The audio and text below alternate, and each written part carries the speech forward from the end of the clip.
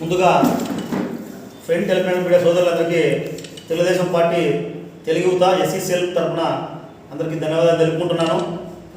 మరి ముఖ్యంగా నిన్నటి రోజున వినుకొండ సంఘటనకు బయలుదేరి వెళ్ళినటువంటి జగన్మోహన్ రెడ్డి నిన్న మాట్లాడుతుంటే నిజంగా దయ్యాలు వేదాలు వల్లించే పరిస్థితిగా అయిపోతుంది. రాష్ట్ర ప్రజలంతా కూడా నవ్వుకునే పరిస్థితి అయిపోయింది జగన్మోహన్ రెడ్డి పరిస్థితి.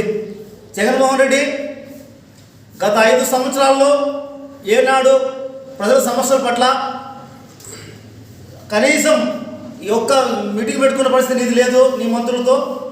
ఈరోజు మా ప్రభుత్వం వచ్చి 45 రోజుల్లోనే ప్రజలకు ఎనలేని విధంగా సాయం చేస్తూ నిత్యం ఎమ్మెల్యేలు మంత్రులు ప్రజల్లో తిరుగుతూ మరి ఆయన చెప్పిన చంద్రబాబు నాయుడు గారు చెప్పినటువంటి సూపర్ 6ను అమలు చేస్తున్న దిశగా అయిపోతూ తెలుగుదేశం పార్టీ వెళ్తుంటే అది చూసి ఓర్చుకోలేక నువ్వు తెలుగుదేశం పార్టీ కూటమి ప్రభుత్వానికి మంచి పేరు వస్తుందని చెప్పేసి నీ యొక్క దొంగ మీడియాని అడ్డం పెట్టుకొని వినుకొండ పరిస్థితిని ఈ పొద్దు తెలుగుదేశం పార్టీ తిక్కుతున్నామంటే నిజంగా నీ కళ్ళకి కామర్లు వస్తున్నాయని చెప్పేసి తెలియజేసుకుంటున్నాను.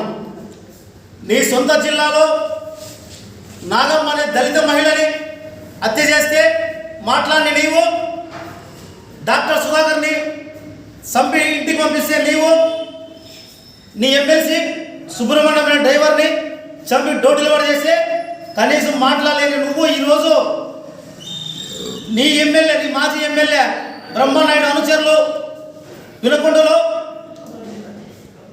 మైనారిటీ సోదరులు మరి రషీద్ అనే అబ్బాయిని నీ అనుచరులే, నీ వాళ్ళే, నీ పార్టీ చెందిన వాళ్ళే నీ మాజీ ఎమ్మెల్యే బ్రహ్మానంద నాయుడుకి ముఖ్య అనుచరులుగా వివరించిన వినుకొండలో జరిగిన సంఘటనని కేవలం వైసీపీలో ఉన్నటువంటి విభేదాలు తప్ప హత్య జరిగింది తప్ప మరొకటి కాదని చెప్పేసి ఈ పొద్దు అంతా కూడా వినుకొండ ప్రజలు కూడా చెప్తుంటే నీకు అర్థం కాకున్నట్లా మా నాయకుల పైన, చంద్రబాబు నాయుడు గారి పైన, లోకేష్ అన్న పైన, మరి కుటుంబ ప్రభుత్వం పైన విమర్శలు మానుకో. జగన్మోహన్ రెడ్డి నీ ముసలి కన్నీళ్ళు కారుస్తూ ఏం మాట్లాడుతున్నావు? నిన్న వినుకొండకి వెళ్ళి ఆ కుటుంబాన్ని పరామర్శించేది పోయి మా ప్రభుత్వం పైన విమర్శలు చేసుకుంటూ అబద్ధాలు మాట్లాడుకుంటూ నీ యొక్క ఆలోచన ధోరణి ఇప్పటికైనా మార్చుకోకపోతే ఖచ్చితంగా ఇప్పుడు ప్రజలు నీకు 11 ఇచ్చారు.